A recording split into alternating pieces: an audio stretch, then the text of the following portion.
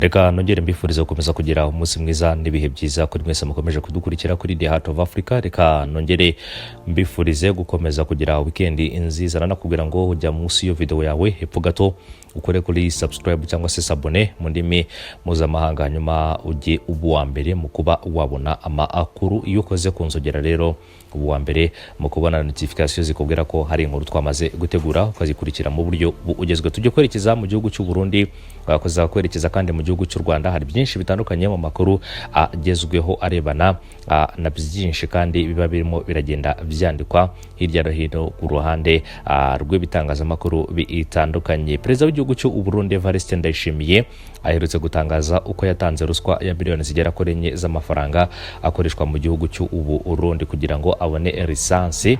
Ibona rero umugabo igasiba undi hariya mu gihugu cy'u Burundi. Byaje kugenda biterero kugira ngo perezida yisange ari gutanga ruswa y'amafaranga angana gutyo kugira ngo abashe kuba yabona lisansi yari mu gihugu cy'u Burundi. Lisansi rero ni kintu cyagiye kivuga ko cyabuze cyane mu gihugu cy'u Burundi kuva mu myaka yashize, aho iki gihugu byageze naho umwe mu baturage baparika ibinyabiziga byabo kubera ko rero lisansi yari yaramaze kuba ikibazo. Mu cyumweru gishize ubwo yaganiraga n'abashoramari bo mu gihugu cy'u Burundi, yavuze uko rero kompanyi ya leta yitwa Sopebu yamuriye kashi ku manywa y'ihanga. Agira ati mu busanzwe iyo kompanyi yashyizweho rero na Perezida Ndayishimiye kugira ngo inoze isaranganywa ry'ibikomoka kuri peteroli hariya mu gihugu cy'u Burundi, akaba rero nyir'ubwite ari waje kwishyiriraho iyo kompanyi. Umukuru w'igihugu kandi yaje gushinja iyo kompanyi yitwa Sopebu gushinga rero isoko ry'amagendo rya lisansi aho gushyira ku murongo ikibazo cyatumye igihugu kibura lisansi. Yavuze ko nk'uko Banki nkuru y'u Burundi yashinze rero isoko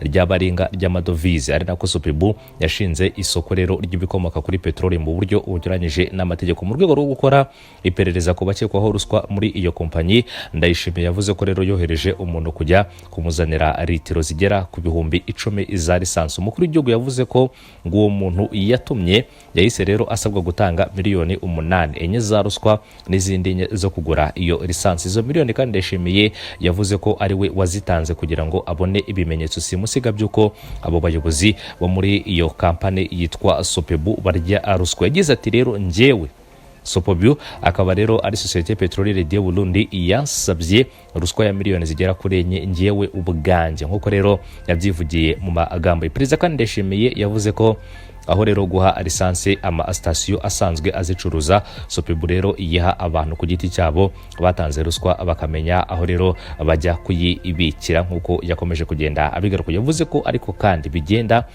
no ku madovize akoreshwa mu kugura ibicuruzwa biva hanze harimo n'ibikomoka kuri peteroli, nkuko yakomeje kugenda abigaruka. Perezida Ndayishimiye kandi yavuze ko Banki nkuru y'igihugu cy'u Burundi BRB idakwiriye rero guha abantu runaka ayo mafaranga, ko bakwiriye kandi kuyakura mu mabanki y'ubucuruzi. Mu gihugu cy'u Burundi rero ugutunga ndetse no gutanga ruswa no kuyirya rero si ibintu bishya, kuko bikorwa rero ku manywa y'ihangu, haba ku baturage bo hasi ndetse no mu butegetsi bwo hejuru. Rero akaba ari ibintu byakunze kugenda bigaragara cyane hariya mu gihugu cy'u Burundi, nk'uko umukuru w'igihugu yakomeje kugenda nawe ubwe ku giti cye abigaruka. Gusa ku perezida rero w'igihugu cy'u Burundi Ndayishimiye akunze kumvikana yitotombera abategetsi barya ruswa ku mugaragaro n'abanyereza umutungo w'igihugu, ariko bikarangira mu magambo ntacyo bikozweho, nk'uko ari umwe mu bakomeje kugenda babigarukaho cyane cyane kubirebana n'igihugu muri rusange ndetse n'ibyo igihugu gitakaza kugira ngo kibibone cyangwa se kigira ibyo kigeraho. Ariko akavuga ko rero hari ababikoresha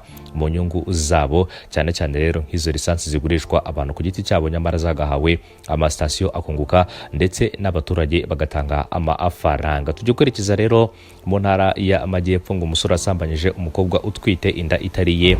Yakiriye inkuru nziza nko amakuru dukesha kinyamakuru Umuseke abigaruka. Urukiko rukuru urugereko rwa Nyanza rwagize umwere umusore uri mu kigero cy'imyaka 20 uri warakatiwe n'urukiko rwisumbuye rwa Huye igihano cy'igifungo cy'imyaka 20. Icyemezo kandi kigira umwere cyangwa se akaba yitwa Ugiyekera Bernard, cyafashwe n'urukiko rukuru urugereko rwa Nyanza ku rwego rw'ubujurire. Bernard yari yarahamijwe icyaha n'urukiko rwisumbuye rwa Huye, ahanishwa igihano cy'igifungo cy'imyaka 20. Urukiko rukuru kandi rwamugize umwere rwavuze ko Bernard yagaragaje ibimenyetso bivuguruza iby'ubushinjacyaha, bitaro nategeka ko ahita afungurwa iki cyemezo kikimara gusomwa. Mu rubanza kandi ku rwego rw'ubujurire Bernard yaburanye ahakana icyaha asaba kugirwa umwere. Metere kandi Rudahigwa Jacques wunganira Bernard yabwiye urukiko ko umukiriya we yemera ko yasambanyije uriya mukobwa ku bugumvikane kandi ko anatwite kuko rero yari mukuru, ndetse ikindi kandi banakoresheje agakingirizo. Metere kandi Rudahigwa yavuze ko umukiriya we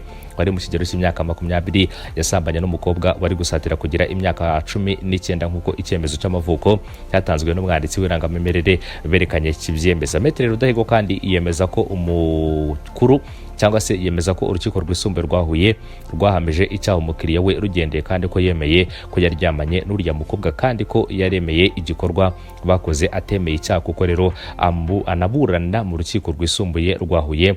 Abantu rero uba aramusetse kuko rero atari iyunganiwe mbere. Metere kandi Rudahigwa agize ati yaburanye abwira urukiko inkuru rero cyangwa se inkuru kubabwira uri kubwira rero pastori cyangwa se uri mu ntebe ya penitensiya ari kwicuza ibyaha nawe abwira urukiko ko bwira apadiri. Metere kandi Rudahigwa akaba agira ati iyo nda si yo mukiriya wanje kuko rero uwo mwana yaravutse bapima ADN cyangwa se DNA babona igisubizo ariko rero ntibitangazwa cyangwa se ntibagitangaza babire cyangwa se babihera kuko rero babonaga icyo gisubizo cyaba kiri ishamo nk'uko yabigarutse. Metere kandi Rudahigwa yakomeje avuga ko umukiriya we yarezwe na nyina w'umukobwa ndetse rero anaba umutangabuhamya. Metere Rudahigwa kandi yasabye ko umukiriya we yagirwa umwere kuko urukiko rwisumbuye rwa Huye mu guhamya icyaha Bernard rwashingiye ku cyemezo cy'akagari kivuga ko uriya mukobwa yari afite imyaka 16 kandi ko bazanye icyemezo cy'amavuko kuri uriya mukobwa yari afite imyaka yenda kuzura 19. Ubushinjacyaha buvuga ko rero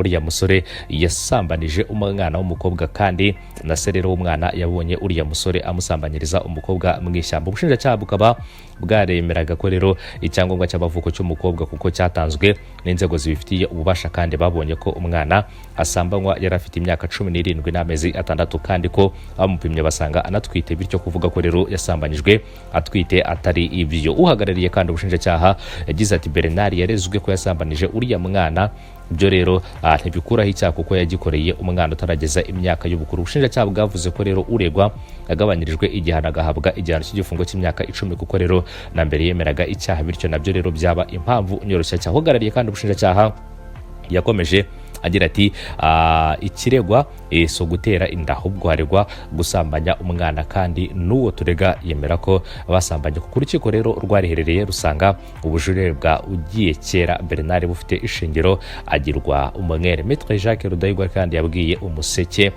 ko rero ubushinjacyaha bushatse bwajurira ariko agakeka ko rero nta nyungu baba babifitemo nk'uko yakomeje kugenda babigaruka. Bernard kandi ugiye kera wagize umwere yari amaze rero imyaka irenga 3 afunzwe, bikekwa ko rero icyaha yaregwaga cyari cyarabereye mu murenge wa Maraba ho mu karere ka Huye nk'uko aya makuru akomeza kugenda abigaruka. Mwirinde ibyaha basore, mwirinde rero ibikorwa nk'ibyo ngibyo bishobora kuba byabata ukaga. Mu karere ka Muhanga kandi umugabo arashinjwa guhunga urugo nyuma y'iminsi 3 akoze ubukwe nk'uko aya makuru abigarukaho. Ni amakuru avuga ko rero uwitwa Mpitabazana Leonard Bahimba Keve ashakishwa nyuma yo guta Aisha Christine baraherutse gusezerana imbere y'Imana mu buryo bw'ibanga yarangiza agaciko. Umunyamabanga nshingwabikorwa umurenge wa Nyamabuye Nshimiyimana Jean Claude yabwiye umuseke ko uriya cyangwa se Mpitabazana Leonard rero yataye umugeni we nyuma y'iminsi 2 bari bamaranye agenda atamuseze. Gitifu kandi Nshimiyimana avuga ko rero Aisha Christine umugore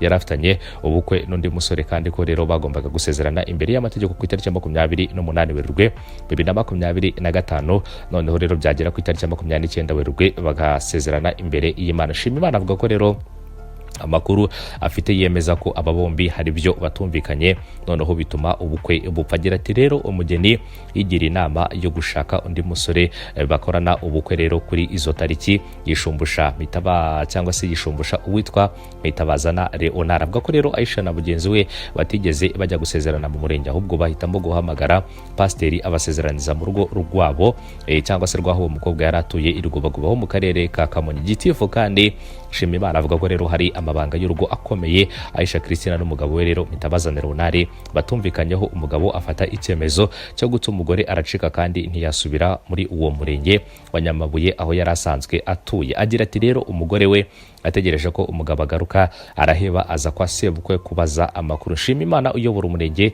wa Nyamabuye avuga ko rero Aisha ageze kwa sebukwe ahasanga nyirabukwe amubajije niba umugabo we ntawe babonye, aramuhindukirana abaza umukazana we yashyize umuhungu wabo gitifu, kandi avuga ko kugeza kuri ubu ngubu bataramenya irendero ryaho Mpitabaza na Leonard aherereye, gusa bakavuga ko rero hari uwababwiye ko yaba yabonetse ari we cyangwa se ariko we atamubonye. Gitifu kandi yagiriye inama abagiye kurushinga mu kubaka cyangwa se mu kubaka bisaba rero gushishoza, abantu bakajya inama bashingiye ku masezerano bumvikanyeho bombi bakirinda guhubuka. Gitifu kandi yivugaga ko rero Aisha Christine ubu ngubu afungiye kuri sitasiyo ya RIB iherereye umurenge wa Nyamabuye mu gihe iperereza ririmo gukorwa. Gusa nyir'ubwite yabwiye ikinyamakuru Umuseke rero ko yagiye kubazwa n'urwego adafunze nk'uko aya makuru akomeza kugenda abigaruka. Reka tubashimire umunsi mwiza.